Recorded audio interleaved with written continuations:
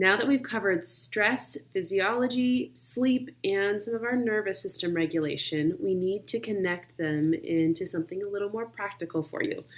Because progress rarely unravels just from one decision. I want to reinforce that no one meal, one choice, one vacation is going to ruin what you're working towards. So what unravels this, what makes this difficult, is repeating those cycles in a loop over and over again. So a stress loop is actually one of our predictable sequences of small events that can really compound.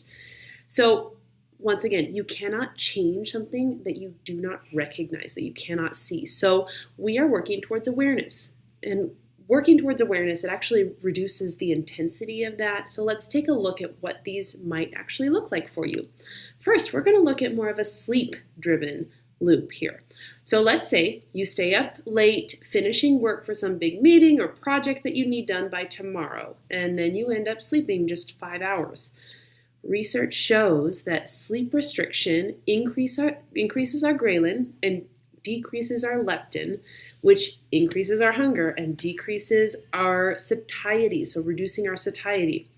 So what that looks like the next day is that you maybe skip breakfast, or maybe you just don't grab any sort of protein because you're rushed. And then by 3 p.m., even if you've had lunch, you're craving carbs. You cannot stay away from the candy bowl, whatever it looks like. You're maybe overeating at dinner or snacking before dinner and then eating at dinner, and then maybe you're eating a little bit more before bed, and you feel really frustrated, and maybe you're promising to restart or tighten up tomorrow. But really, your body is trying to help you out. You're dealing with low sleep and you need some energy. So you're underfueled and sleep deprived, and that's not really a discipline issue. That's your physiology compounding over time. So then we also have another loop here that can happen, something that relates to your cognitive load. So you're making decisions all day. Those meetings, your parenting, just logistics of getting your schedule done, maybe appointments, you're making decisions all the time, whether or not you realize it. Even going to the grocery store, you're making a lot of decisions. And research in decision fatigue suggests that cognitive depletion reduces our self-regulation later in the day. So let me say that another way. Just our mental depletion, all of those decisions we have to make, means that we cannot self-regulate as well later. So later at night, you feel mentally drained. You're eating while standing or scrolling while you eat, or maybe you're just sitting on a couch and watching TV, but you're doing those things and it ends up making you miss those fullness cues you have. And that becomes a pattern. So we want to think about this. Here's a key shift. We don't break the loops at the point of failure. You're not going to be standing in front of the fridge and making major changes. What we do is we want to interrupt these a little more upstream.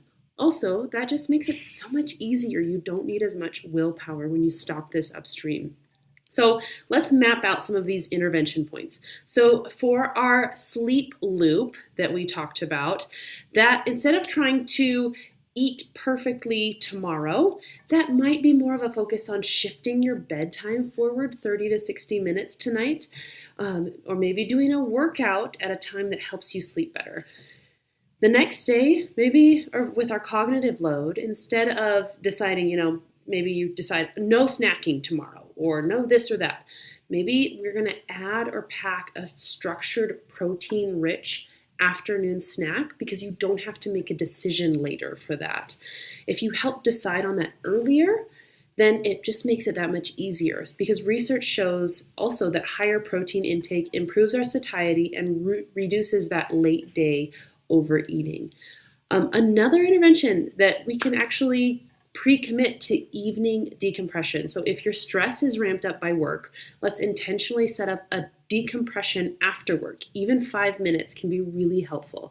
So this might look like calling or texting a friend. Maybe you take a hot shower to just be done with the day. Go for a short walk, or just writing things down so that they can get out of your head. Because really, we don't want to worry about fighting the loop. We just want to redirect it. So let's deepen this a little bit and take a timeout And when this is happening, here are some questions you can ask yourself. What time of day does my decision making decline? Or what event usually precedes my off plan eating? Or is it fatigue? Is it overwhelm? Am I actually underfueling and I'm not balancing my macronutrients well enough to feel satisfied? Or what would happen if I intervened one step earlier? So this week, our assignment is not really about perfection, it's just about awareness. So your behavior, as I mentioned, is a pattern on repeat, and patterns, they can be redesigned. So earlier interventions require less willpower. So let's focus on that.